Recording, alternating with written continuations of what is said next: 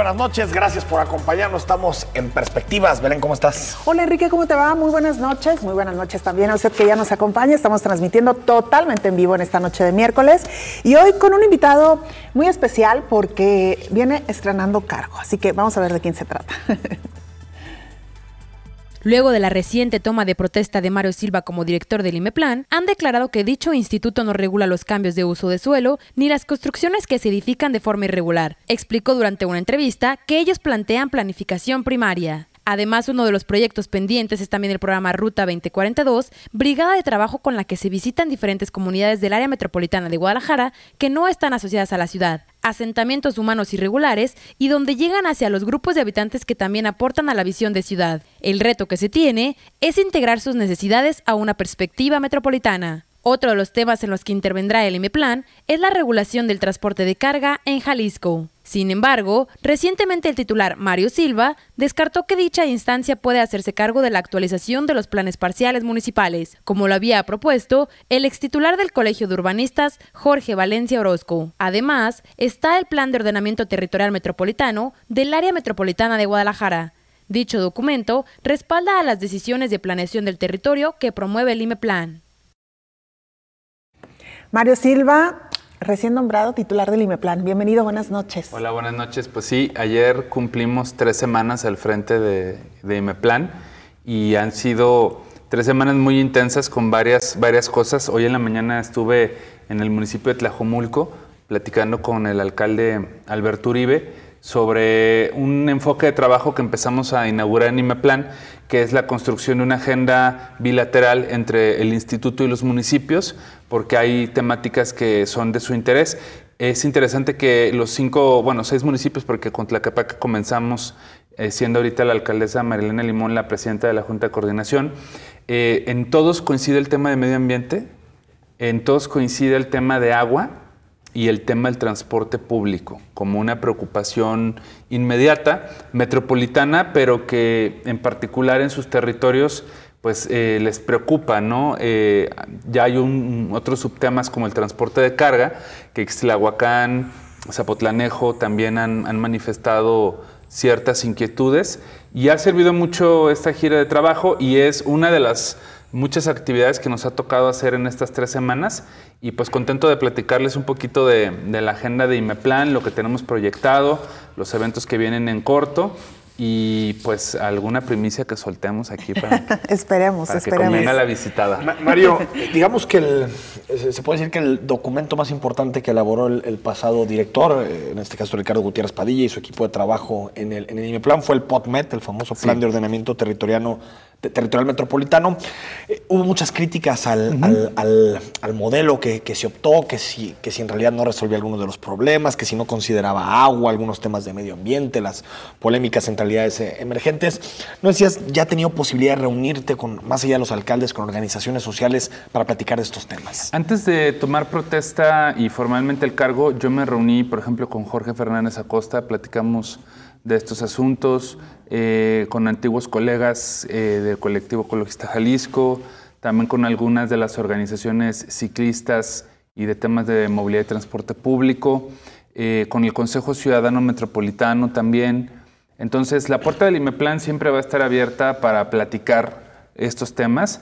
Yo sí he sido muy claro en decir que la gestión de la participación social se va a hacer a través del Consejo Ciudadano Metropolitano.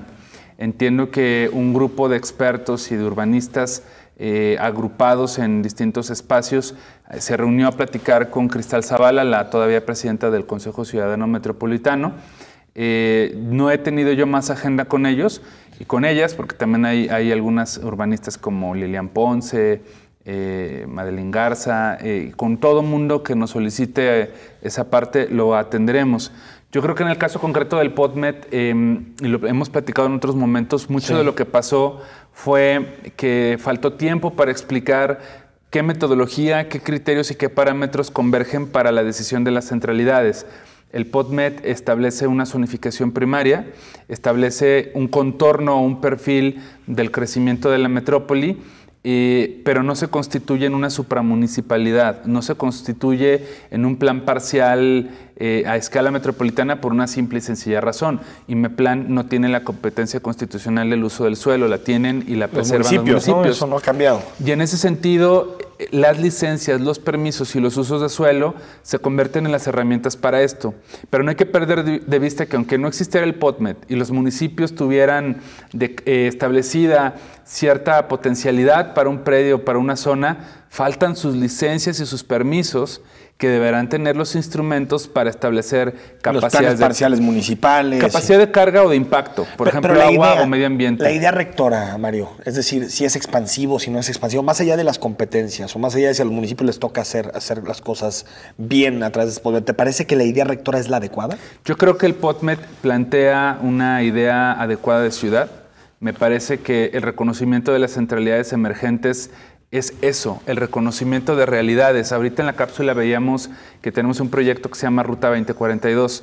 La Ruta 2042 ha llegado a espacios y entornos de la metrópoli que incluso son rurales, donde están planteadas centralidades, donde los habitantes que ya están ahí, al margen del tipo de vivienda que pueda haber, ya están padeciendo ciertas externalidades negativas de la metropolización, no les son reconocidas estas situaciones y no se pueden posicionar en la mesa metropolitana de forma adecuada si no existiera un instrumento, que en este caso es el POTMET. Platicando con el alcalde de Juanacatlán, que lo visité la semana pasada, me decía de un caso de un fraccionamiento de cerca de 5,000 casas que fue autorizado en X administración y ante la falta de instrumentos de planeación, pues ahí hay una realidad que ya está pasando. ¿Era ignorarla o no? Dar infraestructura o entender las rutas de transporte público o el equipamiento que es necesario no debe necesariamente asociarse a la redensificación incorrecta. Creo que ese es el debate que no se ha podido dar de forma adecuada. El POTMET tiene esa potencialidad. Platicando con el alcalde de Ixtlahuacán de Los Membrillos me decía, nosotros no queremos un crecimiento expansivo. Creció de 20 y tantos mil, casi 28,000 habitantes a 53,000, tiene más que Chapala. Y ya se están enfrentando a problemas. Tiene más que Chapala. Más que Chapala, en los datos que nos platicaba el presidente de Ixtlahuacán. Entonces son realidades. Yo creo que a veces el debate se centra mucho en la ciudad consolidada, en la redensificación de la ciudad consolidada, que muchas personas que hoy señalan esta redensificación como negativa, pues hace algunos años hablaban de la falta de aprovechamiento de las vías de transporte masivo para la redensificación. Yo creo que no se trata de estigmatizarnos en el debate, me parece que la ciudad tiene que someterse a una discusión pública. Ese es el rol que debe tener el IMEPLAN técnico. Su debate social con mucho gusto se da en el Consejo Ciudadano Metropolitano. El POTMET es uno de los 3 instrumentos que se tienen que gestar. Por ejemplo, el Programa de Desarrollo Metropolitano, que ahorita les platico un poco más de esto, trae elementos de política social también, ¿no? La Ley de Asentamientos Humanos, que está en proceso de armonización de lo federal a lo estatal y municipal, nos habla de ciertas prioridades para las metrópolis. Entonces, bueno, es un proceso orgánico, abierto, dinámico, que no se cerró con la elaboración del POTMET y seguimos discutiendo sus enfoques. Y para quien no está muy familiarizado con el término POTMET, es el Plan de Ordenamiento Territorial Metropolitano. Mario, ¿para cuándo calculan ustedes que estará ya armonizado este plan? Bueno, tenemos una mesa ya instalada con la CEMADET, que recordarán que fue uno de los asuntos que también se señalaron en su momento. Hay algunos temas que podremos armonizar con CEMADET. Instalamos la mesa con la Comisión de Asuntos Metropolitanos del Congreso para el proceso de la Ley General de Asentamientos Humanos con el diputado Augusto Valencia. Abrimos una mesa de trabajo también con la Secretaría de Movilidad para todos los temas de transporte de carga y hay una petición concreta de los corredores de transporte ruta empresa en escala metropolitana. O sea, todo eso ha pasado en estas 3 semanas. O sea, todas estas mesas, reuniones se han formalizado. Ya tenemos los grupos de discusión y estudio con cosas muy concretas a proponer y a corregir y a integrar. También traemos ya un avance del 60% del programa de desarrollo metropolitano. Está en proceso de revisión el primer insumo del Atlas de Riesgo, que eso va más lento de lo que a mí me hubiera gustado.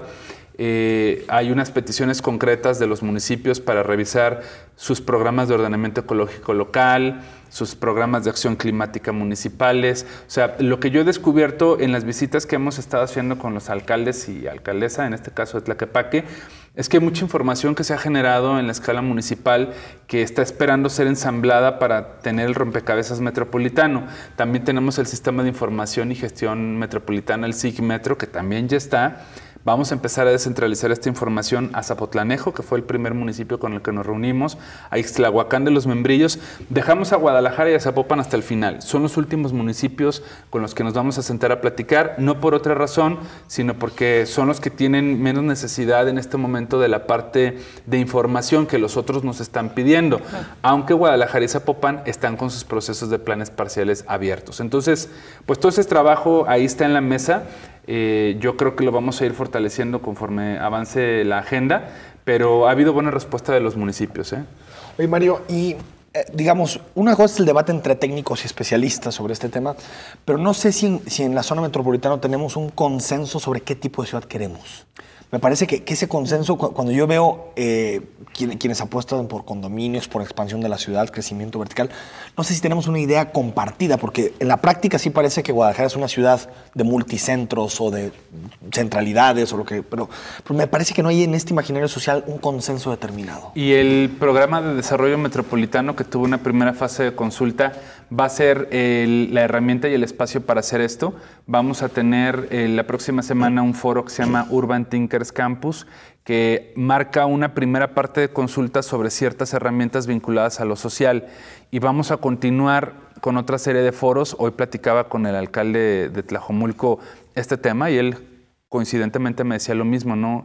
Le gustaría que hubiera esa discusión, es algo que también los alcaldes de Zapopan y Guadalajara nos han planteado, y en esta nueva etapa de IMEPLAN vamos a tener una serie de foros y mecanismos técnicos, pero también sociales y participativos, para empezar a delinear ese asunto y desagregarlo, ¿no? Hay cosas que no necesariamente se agotan en una sola discusión o en un solo instrumento. La movilidad del agua te amerita en un debate muchísimo mayor, pero sí vamos a abrir eso a partir de octubre. ¿Cuántos más de Urban Thinkers regresando del corte? Con esto volvemos.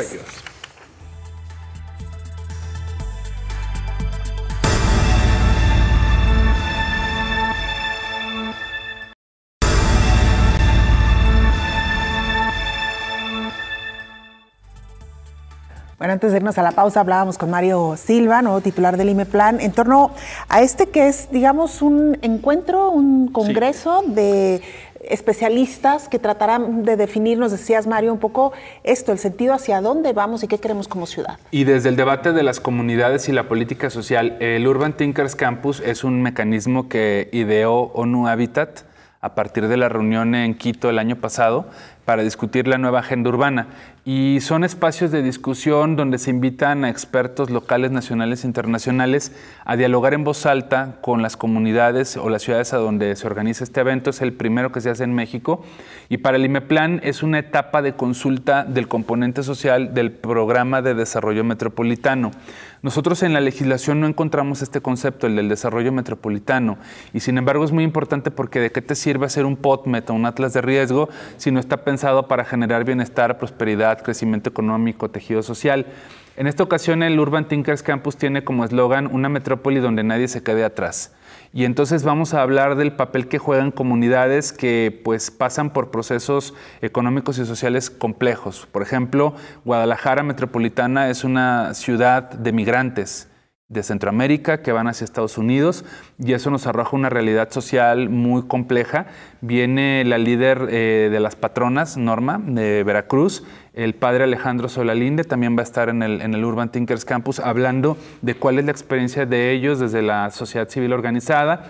Tenemos otras experiencias con actores locales que va a ser el papel de la comunidad LGBT, o sea, el tema de la diversidad sexual en la metrópoli, que como ustedes saben, pues es un asunto que puede despertar... Aguas con el cardenal, ¿eh? Ya sé que ya sabes que... Va a pensar que es una afrenta al pueblo pues, esto que estás diciendo. Pero luego cohesiona, ¿no? Cuando plantea, genera cohesión. Creo que aquí el tema es no dejar de lado el tema de las libertades personales y que también configuran una metrópoli.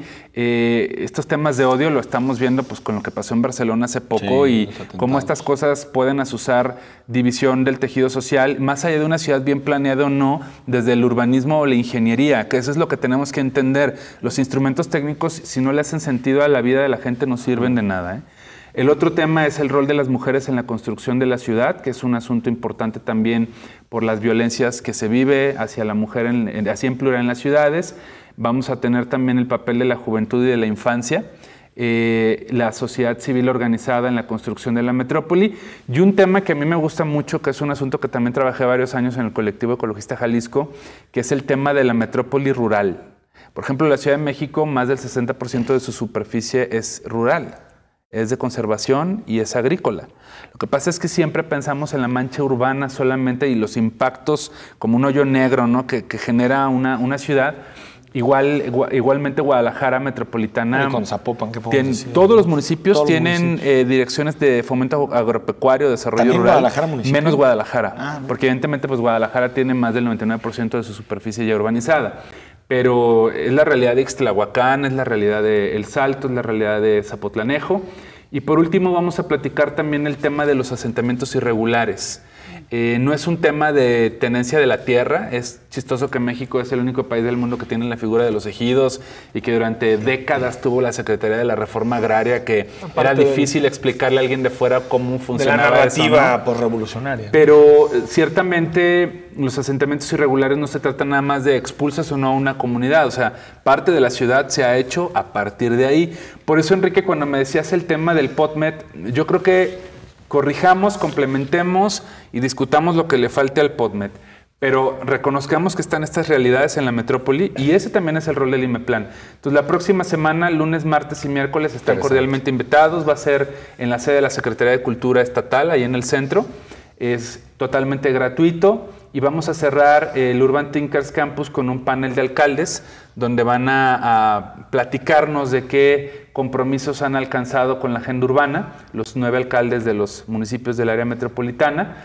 Y pues también va a estar por ahí Pedro Kumamoto hablando del tema de los jóvenes en la construcción de la ciudad, Enrique Alfaro también hablando del papel de las ciudades inteligentes y todo el tema de la gestión urbana. El gobernador va a inaugurar el evento, la alcaldesa de Tlaquepaque va a liderar también uno de los paneles sobre el tema del papel de las mujeres.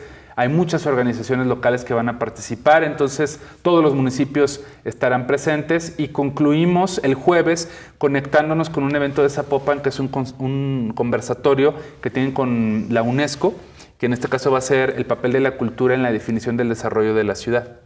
Entonces, bueno, muy pertinente ahorita con los debates que se están teniendo, ¿verdad? Del programa de esculturas urbanas. Entonces, bueno, esta es la otra parte del trabajo que debe hacer el IMEPLAN, propiciar estos diálogos. No será ni el único ni la única forma de dialogar.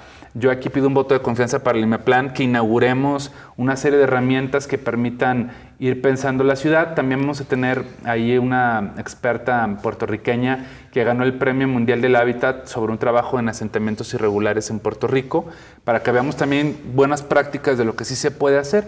Entonces, bueno, esto va a ser la próxima semana y pues invitadísimos. Y también esto, Mario, terminará siendo un debate también sobre algunas omisiones que hay legislativas, de políticas públicas, precisamente porque se visibilizan muchos temas, pero de pronto ves que algunos actores políticos que han estado incluso en contra de este tipo de agendas, pues podrán estar presentes, ¿no? Es decir, ¿esto podrá devenir en algo más? Mira, sobre todo ahí, Belén, Enrique, que son las realidades de las metrópolis. Exacto. Yo creo que las ciudades son así, ¿no? Otro ejemplo a propósito de lo que te decía de Barcelona, ahorita el debate en Europa va a ser la protección de los espacios peatonales por el riesgo que implica por el tipo de amenaza del terrorismo. Los famosos volardos. Y nosotros también tendremos que discutir eso, o sea, porque no es un asunto exclusivo de ciudades que tienen cierto nivel de desarrollo, sino las violencias en la ciudad por terrorismo, por narcotráfico, por odio religioso, racial, de género, de diversidad sexual, son una realidad. Entonces, sin caer tal vez en un alarmismo,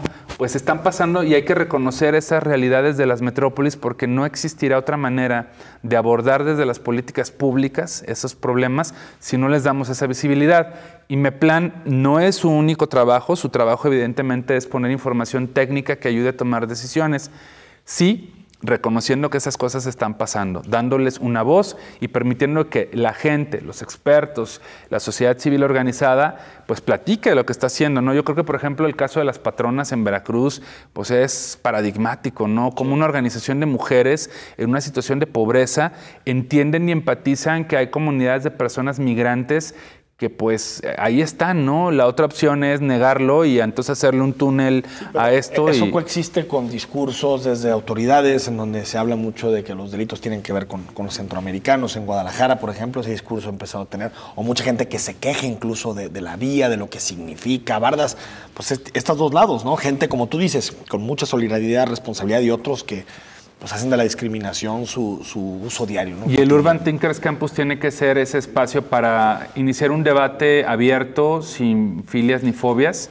Evidentemente no agotamos todo aquí, no es un simple panel. Sí. La gente vendrá a pensar Guadalajara desde estos paneles. Nosotros recuperaremos propuestas, diagnósticos y esos planteamientos para profundizarlos con la herramienta de la Ruta 2042, con el propio Consejo Ciudadano Metropolitano, con la Junta de Coordinación. Por ejemplo, un tema que hace falta dialogar, mañana me toca estar en el CESCAL con ese asunto, es el tema de la inclusión y la discapacidad, que desde las administraciones anteriores, recuerdo que Ismael del Toro, siendo alcalde de Tlajomulco, lo pidió como parte de la agenda metropolitana inmediata, ¿no? Sí. El tema de la inclusión de las discapacidades, pues es un asunto que también habrá que discutir. Entonces, yo estoy muy contento de que podamos ir avanzando en esto. Reitero, yo no me estoy zafando del debate del POTMET. Lo tenemos que dar, tal entramos que ya está la mesa con la CEMADET. Vamos a entrarle a revisar. La dimensión social, ¿no?, ha quedado un poquito opacada, ¿no? Oye, nada más antes de despedirte, que nos quedan un par de minutos, Mario. ¿Qué pasó con Ricardo Gutiérrez Padilla? ¿Por qué su salida? ¿Qué sabes tú también de eso? Y si el hecho de que vengas de la administración de Enrique Alfaro te compromete algo, es decir, en el sentido de que no puedas opinar sobre algunos temas que suceden en Guadalajara. Bueno, no, yo sí creo que esa parte, digo, el propio alcalde de Guadalajara me invitó por una razón, por el tipo de perfil que represento. Yo estoy muy agradecido por la oportunidad que tuve en el municipio de plantear políticas de movilidad bastante innovadoras, con un grado de complejidad y de desgaste político, y creo que se puso la camiseta y la trae muy puesta en ese tema. Evidentemente el papel en el IMEPLAN es el de la diplomacia metropolitana. Pero también la crítica a quien no haga las cosas que tiene que hacer. Evidentemente, ¿no? Entendiendo nuestro rol, sí, que es un rol institucional, que tiene que ser un rol donde se ponga el señalamiento en situaciones que puedan ser mejoradas, ayudando a tomar decisiones con alternativas. Yo creo que el IMEPLAN no puede caer en un rol confrontativo, porque al final estamos al servicio de los municipios para ayudarles a tomar decisiones. Creo que ese es un trabajo que hay que hacer y fortalecer. Por eso hemos iniciado la gira metropolitana visitándoles uno por uno, a armar esa agenda en común, la agenda por región de la metrópoli, porque hay necesidades diferentes según donde lo veas. Y creo que ahí eso nos abre un espacio para que el acuerdo metropolitano empiece a funcionar. Yo me doy cuenta que los alcaldes son críticos respecto de lo que les pasa en sus propios municipios. Lo que se necesita es acompañarles, porque el servicio público municipal, lo platicamos ahorita, es inmediato del día a día. O sea, a las 24 horas del día hay un árbol que se cae, hay una lámpara que se quema. Y el IMEPLAN tiene que entender su rol de acompañante, no para ayudarles en la basura eso. Para planear, ¿no? No, o para prospectar, o para evaluar. Sí, y ahí es donde creo que está la utilidad del IMEPLAN, y hacia allá tendremos que caminar. Si no me corren antes, no creo que me... Siempre todos tenemos ese riesgo. Sí. Muy brevemente, Mario, la creación de las 4 agencias metropolitanas que también estaban, digamos, como en proceso, la médica, la de medio ambiente, gestión de residuos y movilidad. Se van a incorporar algunas de ellas como gerencias técnicas metropolitanas. No veo condiciones en este momento para la creación de agencias metropolitanas, salvo aquellos temas, seguridad, agua y servicios médicos, pero las demás tendrán que ser absorbidas por el IMEPLAN, porque no podemos generar 7 juntas de gobierno, 7 patrimonios específicos para esas entidades, 7 OPDs. Creo que el IMEPLAN puede y debe fortalecer con sus capacidades internas gerencias técnicas en estos temas. Hay 4 al menos: movilidad, control y gestión del suelo, sustentabilidad y cambio climático, donde estaría incluido residuos, y el tema de resiliencia y riesgos urbanos. ¿Qué van a nombrar también, o ya nombraron a alguien? Estamos en el proceso de deliberación, y la próxima semana ya tendremos noticias respecto de esto. La próxima semana el gerente de resiliencia. Sí, jefe de la oficina de resiliencia, que para nosotros será una de las gerencias técnicas. Oye, Mario, y más ambiciosas que la Agencia Metropolitana de Seguridad, porque quedó medio cortita, ¿no? La Agencia Metropolitana de Seguridad. Yo creo que el tema de agua es el más complejo, porque implica un reto de infraestructura y presupuesto muy difícil, pero habrá que entrarle de lleno y poner en la mesa los alcances del impacto que implicaría tener un organismo operador metropolitano. Pero tenemos que cumplir con el saneamiento, con la dotación de agua. La basura ese es también, el reto. ¿no? Porque hay modelos muy disímbolos. Pero creo que agua por lo claro. que implica en términos de inversión y saneamiento es quien tiene el mayor reto. Mario Silva, gracias. Muchísimas gracias. Nos vamos al corte. Al regresar está con nosotros René de la Torre, académica del CIESAS, que conoce muy bien los temas relacionados con religión, para hablar del tema de la semana, ¿no? El sincretismo.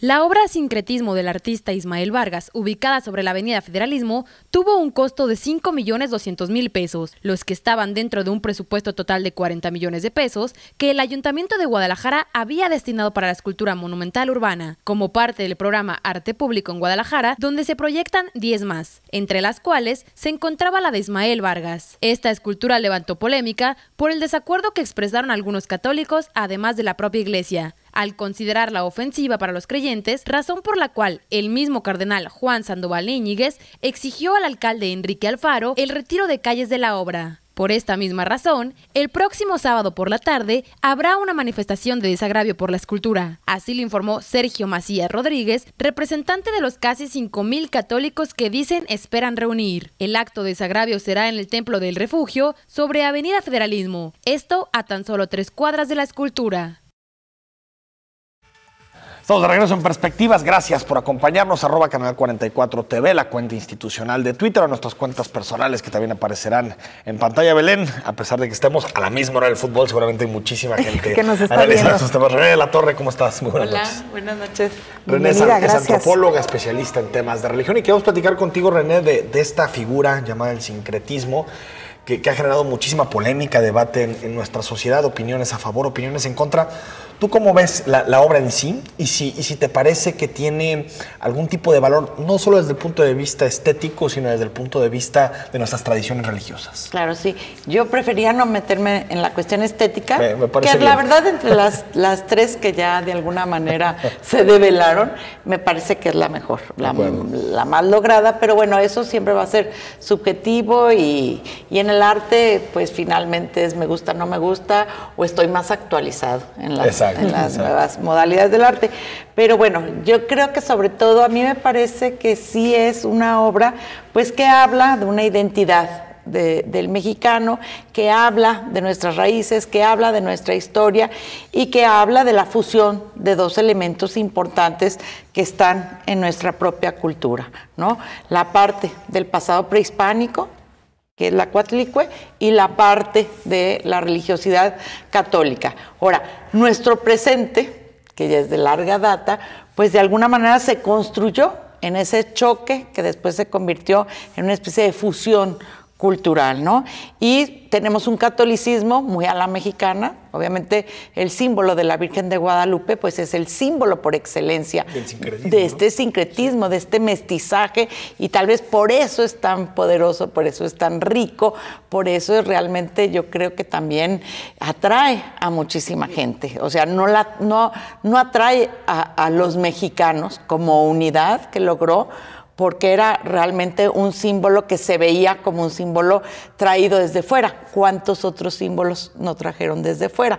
Sin embargo, este ya venía, o en la creencia de su aparición, está cargado de elementos de fusión de distintas culturas.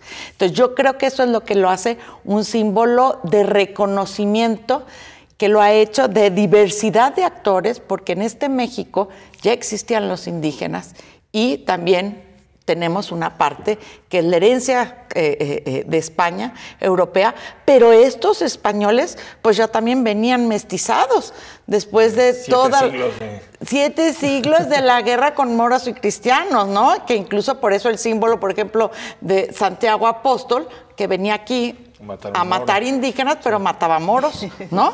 Entonces, ya venía con un sincretismo y obviamente ahí tenemos una fusión de al menos 3 fuertes raíces culturales. Bueno, y en la arquitectura también lo vemos, ¿eh? Claro. Eso es un tema fundamental. Esos, los patios, los arcos, todo también tiene que ver con esta cultura más bien musulmana, ¿no? Árabe. Claro. Ahora, doctora, tratando de entender un poco la lógica de los grupos de católicos, porque hay que decirlo, no son todos los católicos, y de uno de los líderes religiosos más reconocidos en Jalisco, ¿por qué les ha causado tanto enojo? Tratando de entender un poquito su lógica, ¿qué nos pudiera decir al respecto? Me encantaría entender.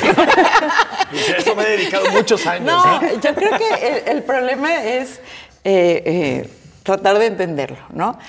A mí me cuesta mucho trabajo entender por qué ven en la Santa Muerte en una obra que no se llama ni Santa Muerte, ni están realmente, digamos, los elementos holísticos que es la Santa Muerte. Bueno, hablan de la ¿no? base. Exacto, porque haya una serie de calavera, pues eso no es la Santa Muerte. Calaveras hay en muchísimos templos católicos en Italia y basta asomarse en distintos lugares de Italia y en el medievo, en muchísimos templos vamos a encontrar ese elemento. Y ese elemento estaba dentro de los templos. Y ese elemento también se colocó aquí en los templos. Y a nadie le causaba ningún problema. Parece que ahora hay una especie como de enorme temor a esta fetichización de la Santa Muerte, ¿no? Como algo como que está de veras realmente amenazando. A mí sí me impresiona que vean en la Santa, en esta escultura a la Santa Muerte. Como también te digo, no es que yo entienda perfectamente, tampoco muchas veces entiendo porque en una mancha de derramamiento de aceite o de fuego o de escurrimiento de humedad ven a la Virgen de Guadalupe. Creo que hay una especie como de hábitus, decimos los sociólogos, para ver cosas que los demás no vemos en ciertas figuras que en realidad tampoco son la imagen concreta de lo que están viendo. Entonces, tal vez, en lugar de decir la fe mueve montañas, la fe hace ver cosas. Y creo que eso es lo que hay que entender. Claro. Generar espejismos. Ahora, sí. René, ¿no es también una resistencia dentro de la jerarquía católica, y también seguramente una parte de la feligresía, aceptar que ciertas figuras religiosas puedan tener también un tratamiento laico, es decir, en el espacio público, que no solamente sean monopolio de alguna forma religioso, sino que también tengan un significado social en lo público? Sí, pero algo que han pedido mucho tiempo en otras cosas, por ejemplo. Yo creo que el colocamiento, por decirlo de alguna manera, de imágenes religiosas en el espacio público es una manera, de alguna manera, de representación de un poder en ese espacio, ¿no? Sí. Pero ellos no van a tener ningún problema en que se coloque a Juan Pablo II en la Plaza de las Américas, ¿no? Claro. Al revés. Quieren que la calle se llame así. Y tiene una glorieta. Exacto, y es una conquista simbólica para hacer memorable, ¿no? Que aquí vino Juan Pablo II y ahí no les causa ningún problema, ¿no? Tal vez sea la gestión, quién es quien pone la imagen, porque aquí yo quisiera separar esto. Yo creo que esta obra artista no es el símbolo, y aquí también hay una permanente confusión en una religión iconográfica en cuáles son los límites entre la creencia y lo que representa, claro, lo que es el símbolo que la representa y lo que puede ser, al revés, cualquier imagen. Y esta viene también porque hay una especie, la Virgen de Guadalupe. ¿En dónde no encontramos vírgenes de Guadalupe? Hombre, en todos lados. ¿En el supermercado? Sí.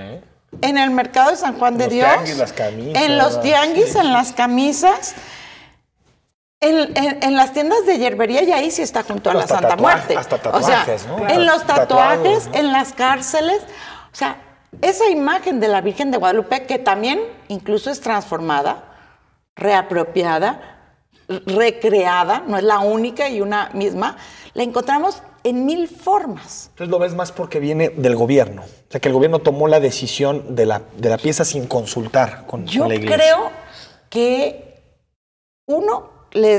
la figura de la Coatlicue, que pues también cuando llegaron los conquistadores y los españoles, la propia estilo iconográfico de los mexicas y de los aztecas les causó muchísimo terror. Sí, son figuras fuertes, o sea, ¿no? No son, digamos, estética de Virgencita Please, ¿no? Europea, Claro. Sí, exactamente. Y yo creo que eso, y también tal vez ellos sienten que de alguna manera pone de alguna manera, pues en una forma, cuestiona, ¿no? El puro hecho de la aparición que de alguna manera también trata de ocultar la sustitución de imágenes como una estrategia que fue la evangelización que se realizó en México y en otros países. Pero esa es imposible borrarlo de la historia. No hay forma de no saber que se construyó la ermita de la aparición de la Virgen de Guadalupe en el Tepeyac, donde era exactamente el adoratorio a Tonantzin. Que a ellos se le dé en la fe y en el mito la idea de que fue la voluntad de la Virgen que se aparece y pide a Juan Diego que ahí le haga el templo, eso ya es una cuestión de dogma de fe. Claro. Pero históricamente no hay manera de borrar eso, ¿no? Ahora, doctora, usted ha estudiado, digamos, el proceso del catolicismo como grupo social en nuestra entidad. ¿Sigue siendo Jalisco un estado cristero, guadalupano, mariano, y quizá por eso este tipo de acontecimientos calan un poquito más hondo? Guadalajara y Jalisco sí siguen siendo de alguna manera el núcleo duro del catolicismo en México, en Latinoamérica y quizá me atreva a decir en el mundo. Pero esto no quiere decir que seguimos con un catolicismo cristero. Yo cuando entrevisté hace ya como 15 años a mujeres que les había tocado y ellas hablaban, por ejemplo, con una convicción de cómo les hubiera gustado ofrendar su vida y haber muerto en martirio. Dios. Y cómo... Que habían vivido en el tiempo de la Guerra Cristera. De la Guerra Cristera. Mira, qué interesante. Yo ahorita, yo puedo hacer N entrevistas y yo no creo que encuentre esa respuesta en nadie, y menos en ningún joven que diga cómo me gustaría de veras morir como mártir cristiano. Entonces yo creo que sí hay cambios que tenemos que aceptarlo. Sí, Guadalajara es muy católica, pero aún cuando es muy católica es también muy posmoderna. Incluso en los estudios que nosotros hemos hecho resalta en el contraste con otras regiones que en Guadalajara, por ejemplo, son católicos, pero buscan ser católicos a su manera. Incluyendo ya no sincretismo, pero sí hibridismo y otro tipo de elementos muy venidos con el New Age. Es de las ciudades donde el esoterismo y el New Age más tiene practicantes y más también tiene gente que se apega a esas creencias. Entonces yo diría que son muchos posmodernos. Está buena esa definición. Vamos al corte, estamos en Perspectiva, nos quedan unos minutos más con la doctora René de la Torre.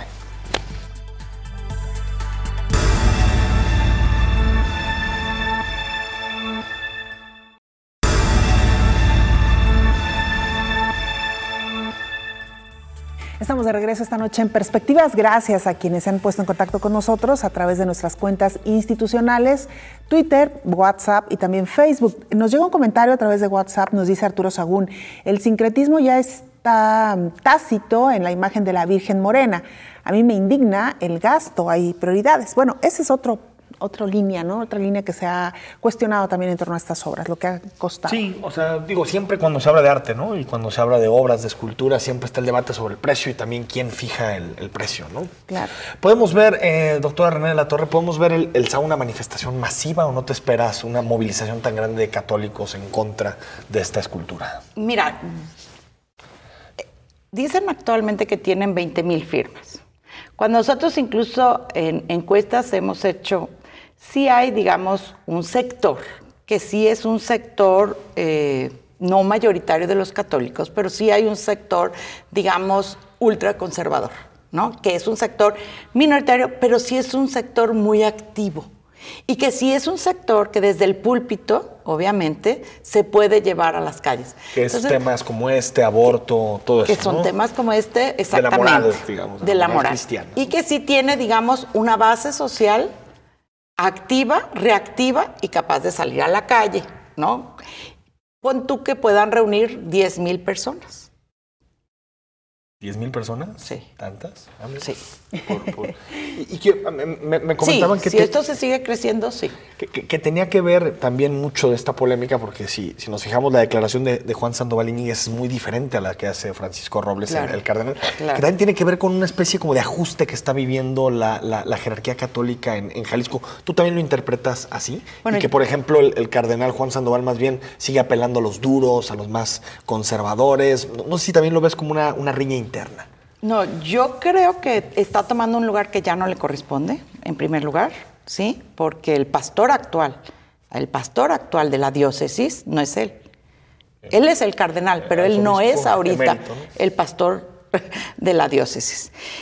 Sí creo que está, digamos, desfasado, pues, de también una política que ha puesto el Papa Francisco actualmente y que de alguna manera pues queda, digamos, fuera de esta nueva línea que de alguna manera trata de impulsar el Papa. Más conciliadora, ¿no? Mucho más conciliadora, ¿no? Claro. Y que Francisco es mucho más mesurado.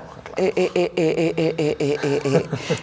no se necesitaba mucho para ser más mesurado, ¿no? que Juan Sandoval, y además tampoco busca esa forma de irrumpir, de confrontar, de tener todo el día las cámaras y que le estén iluminando, ¿no? Tal vez también es un escenario para que él vuelva a tener las luminarias, ¿no? Y hacerse presente en la esfera pública y pues hacer ver su presencia, ¿no? Tenemos más comentarios de nuestra audiencia. Le pedimos a nuestros compañeros de producción si nos pueden poner en pantalla. Ahí los tenemos. Felipe García nos dice también a través de WhatsApp: no sé si los que rodean o asesoran al Faro son amigos o enemigos. De lo que sí estoy seguro es que despilfarra los votos solo a lo tonto. Es lo que dice Felipe García. Y Andrea Medrano nos comenta: por supuesto, la imagen de un hombre torturado al más puro estilo romano es una imagen propia de los muy buenos valores familiares de cualquier país. Me parece que lo dice un poco en sentido irónico, ¿no? Lo que está diciendo. No veo yo exacto al hombre torturado, ¿no? Se referiría a Cristo tal vez en la cruz, probablemente. Pero es que esa fue una imagen que no... de Cristo en la cruz. Ya. O sea... Okay. Que lo que dice es que tampoco es como no es la mejor imagen, es una imagen de veneración, ¿no? Claro.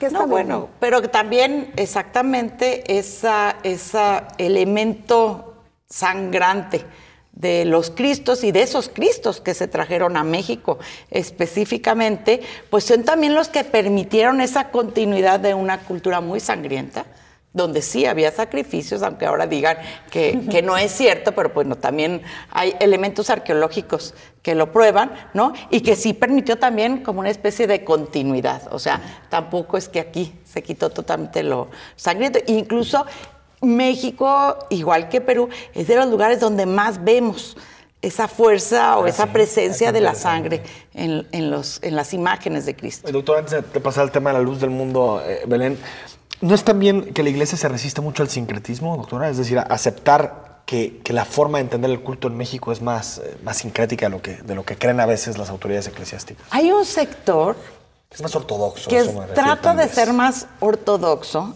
que se resiste a eso. Pero hay otro sector de la Iglesia mexicana que siempre se ha apoyado en esta parte del sincretismo. Aquí lo paradójico es lo que hemos dicho. La Virgen de Guadalupe es, digamos, el símbolo más fuerte del sincretismo, no nomás mexicano, del sincretismo latinoamericano. Entonces, si ese es el símbolo más importante de la fe de los católicos en México, que eso sí también lo digo, a través de las encuestas, sigue siendo la creencia y la devoción y el montarle altares a la Virgen de Guadalupe, sigue siendo el símbolo más dominante en este país.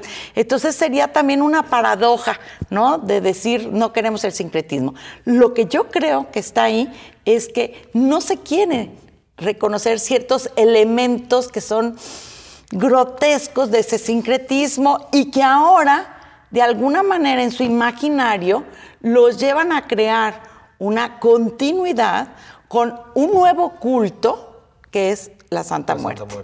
Creo que por ahí va. Que además que, como lo decía, tampoco no vemos esta figura con la que se identifica la Santa Muerte, ¿no? Que es más bien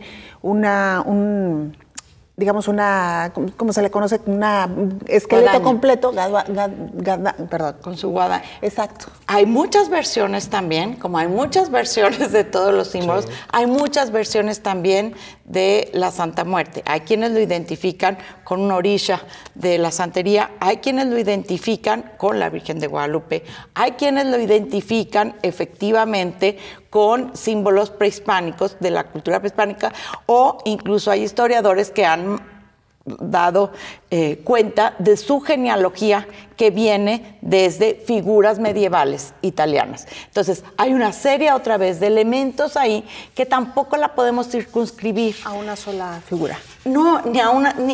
yo creo que esa es la plasticidad de la imagen, ¿no? Claro. Y sobre todo en esta cultura que tenemos los católicos, es una cultura de clonación constante de imágenes y donde se transforman las representaciones y donde, perdón, pero no hay un copyright.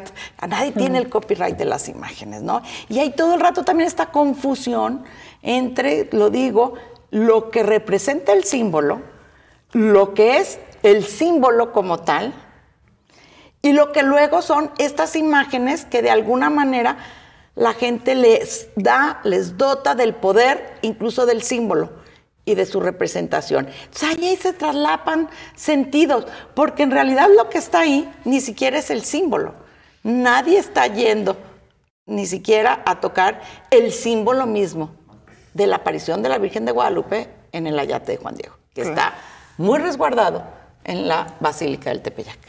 ¿Quieres platicamos, Belén, de la Luz del Mundo? Doctora, sí, decíamos que recientemente se llevó a cabo esta congregación mundial, que la Iglesia de la Luz del Mundo, como sabemos, tiene su sede acá en Guadalajara, y llamó la atención en esta ocasión el hecho de que algunos de sus congregaciones o de sus reuniones las realizaron fuera de este perímetro al que nos tenían acostumbrados, que es justo en los alrededores de la Iglesia de la Luz del Mundo al oriente de Guadalajara.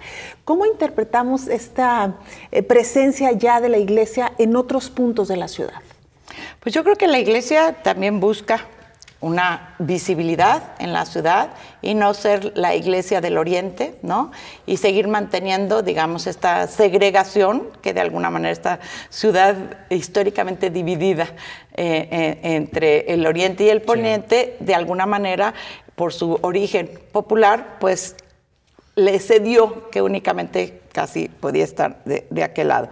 Yo creo que ha tenido un crecimiento impresionante, tanto nacional como internacional, y bueno, busca, digamos, esta manera de conquistar el territorio en una parte donde también busca una aceptación de otros sectores de clase y otros sectores sociales, y no únicamente quedar, digamos, como la Iglesia del Oriente, ciudad, ¿no? De la ciudad.